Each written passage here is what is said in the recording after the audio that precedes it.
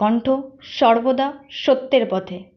আজ শুক্রবার বোলপুর থানার অন্তর্ভুক্ত বিনুরিয়া সুমিত্রা বালিকা বিদ্যালয়ে আজ সকালে বিদ্যালয়ের ছাত্রীদের নিয়ে পালিত হলো আন্তর্জাতিক যোগ দিবস। যোগ দিবসে উপস্থিত ছিলেন বিনুরিয়া বালিকা বিদ্যালয়ের সমস্ত শিক্ষক এবং শিক্ষিকারা। যোগ প্রশিক্ষকের দায়িত্বে ছিলেন বিশ্বভারতী যোগ বিভাগের প্রাক্তন ছাত্র বিনয় ভৌমিক এবং নৃত্যশিল্পী হিসেবে উপস্থিত ছিলেন অভিষেক ব্যানার্জি। সেই চিত্র আমরা তুলে ধরেছি বীরভূমের কণ্ঠের ক্যামেরায়।